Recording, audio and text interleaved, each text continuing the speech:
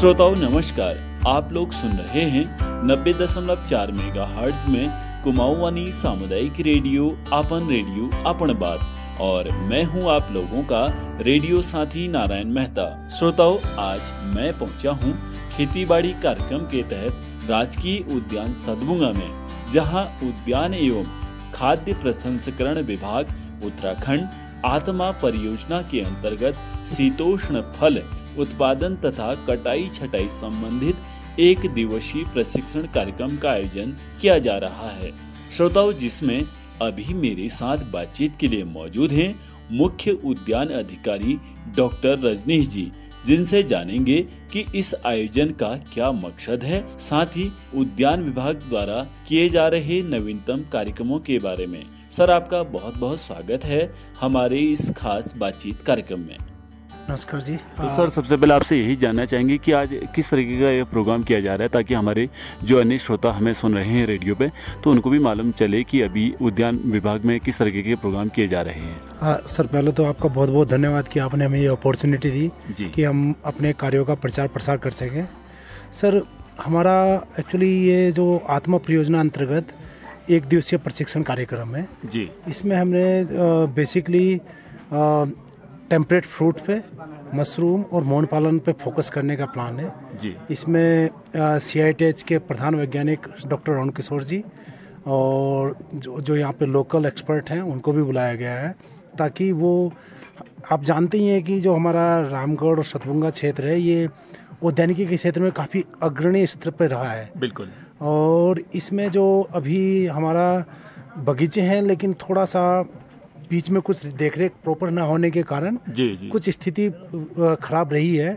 तो हमारा मकसद यही है कि किसानों को ये बताया जाए कि ट्रेनिंग कैसे की जानी है टेम्परेट फ्रूट की, चाहे वो सेब है, प्लम है, आड़ू है या अप्रिकॉट, नाशपाती जो भी है जी। और उसमें कब और किस टाइम पे कौन सा खाद डालना है, कौन सी दवाई डालनी है जी। तो सर, एक चीज़ और आती है, जो हम इस प्रोग्राम की बात करते हैं तो बहुत सारे किसान हम देख रहे हैं कि यहाँ पे पहुँचे हैं, लेकिन जैसे आपने बताया कि जो रामगढ़ बेल्ट है वो पूरा फल बेल्ट है। उद्यानिकी में अगर हम जब बात करते हैं, लोगों का हर बार एक सवाल रहता है कि जब भी हम उद्यान विभाग में जो नर्सरी आती है पेड़ों की, जब लोगों के खेतों में आलू लग जाते हैं, थोड़ा सा लेट आता है, तो थोड़ा सा हम रेडियो के माध्यम से और आपको अवगत कराना चाहते हैं कि थोड़ा सा इसको कैसे मैनेज किया जाए कि ताकि सही समय पर लोगों को नर्सरी मिले। सर, अभी तक कुछ बिंदुओं पे ऐसा रहा है जी। उस पे दो समाधान है सर। एक तो हमारा डायरेक्टरेट लेवल पर नर्सरी मैनेजमेंट सिस्टम एक ऑनलाइन पोर्टल तैयार हो रहा है जी। जिसकी हमारी कल बैठक भी थी। कल वो लगभग हमारा फाइनल स्टेज में है और हम आशा करते हैं कि अगले साल दिसंबर में जो प्लांट आवंटन होंगे, पौधे आवंटित होंगे, वो ऑनलाइन सिस्टम के माध्यम से होंगे जी। अभी तक क्या होता है कि हमारे यहाँ से डिमांड जाती है, पहले हम नर्सरियों का सत्यापन करते हैं जी। नर्सरियों के सत्यापन के बाद हम उसको कंपाइल करके ऊपर भेजते हैं, फिर वहाँ पे वो उसकी स्क्रूटनी होती है, उसके बाद वहाँ से प्लांट आवंटित होते हैं टारगेट के हिसाब से जी। तो उसमें टाइम लगता है। जब ऑनलाइन पोर्टल हो जाएगा, इस पोर्टल में सिर्फ सुविधाएं ये रहेंगी कि जिस दिन हमने यहाँ पे अपलोड कर दिया जी। उसी दिन वो सीधे पोर्टल पर अपलोड हो जाएगा। वो पोर्टल पर अपलोड होने के बाद वो पहले हमारे जनपद की नर्सरी, जो भी सरकारी नर्सरी होगी पहले उनसे, उसके बाद प्राइवेट नर्सरियाँ हैं उनसे, वो हमारे जनपद में या आसपास के जनपदों में ऑटोमेटिकली आवंटित हो जाएंगे पौधे जी। तो जो डिले होता है उसको हम काफ़ी हद तक कंट्रोल कर पाएंगे इससे।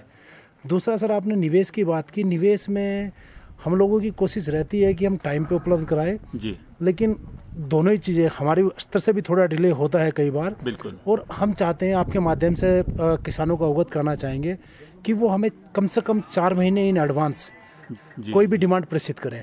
एक्चुअली क्या है, जब खेत तैयार होता है, किसान आता है कि मेरे को अब ये चाहिए, हाँ बिल्कुल, तो उस टाइम पे फिर वो मांग को हमें व्यवस्थित करने में, डायरेक्टेड भेजने में, डायरेक्टेड से उसको अप्रूवल लेने में फिर टाइम लग जाता है। बिल्कुल। तो हम आपके माध्यम से कहना चाहेंगे कि अभी जो किसान को, आज हम फरवरी में बैठे हैं सर जी। मार्च अप्रैल में जो अप्रैल मई में जो प्लांट या जो निवेश दवाइयाँ चाहिए जी। वो हमें फरवरी तक बता दें, ताकि अगर डायरेक्टेड से टेंडर के माध्यम से उसको प्रिक्योरमेंट करना है तो वो हो सके। अगर वो नहीं करते तो हम अपने स्तर से यहाँ पे टेंडर कर सके लोकल में। जी जी। तो सर हाँ, हमारे स्तर से भी रहती है कमी, नो डाउट, लेकिन मैं चाहूँगा कि किसान भी थोड़ा सा सजग रहें और कम से कम 3 से 4 महीने पहले हमें मांग दें। बिल्कुल है, बहुत अच्छा सुझाव सर आपने दिया कि लोगों को भी थोड़ा सा जागरूक होना पड़ेगा और अपनी डिमांड सही समय पे विभाग को सूचना देनी पड़ेगी।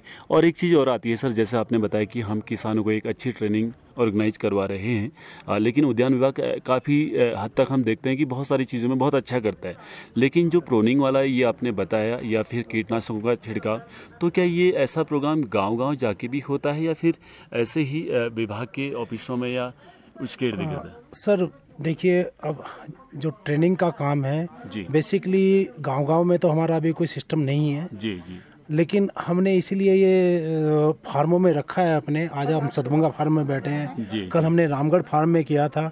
तो फार्म में ना हैंड ऑन ट्रेनिंग कर सकते हैं हम। जी जी, प्लांट्स को कैसे प्रून करना, कैसे ट्रेनिंग देनी है, वो हम दिखा सकते हैं सर।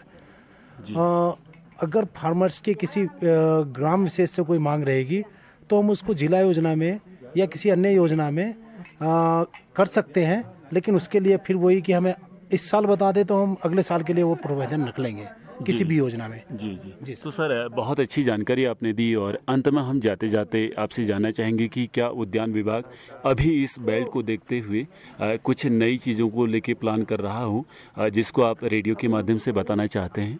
सर मेरा खुद का जो सोचना है, हम लोग एक्चुअली जो बगीचा हमारा पहले से है, अगर कहीं पे आड़ू का बगीचा है और वो अब सेनाइल हो चुका है या वो ख़त्म होने के कगार पे है जी, तो हम वहाँ पे आड़ू ना लगाएं सर। सेब का बगीचा तो सेब ना लगाएं, क्योंकि सर एक्चुअली प्लांट ना एक विशेष तरीके के न्यूट्रिएंट्स के लिए होता है जी जी, वो उन्हीं न्यूट्रिएंट्स को लेता रहता है और उसी तरीके से उसमें एक विशेष तरीके की बीमारियाँ भी आती हैं, जैसे सेब की बीमारियाँ अलग हैं, आड़ू की बीमारियाँ अलग हैं।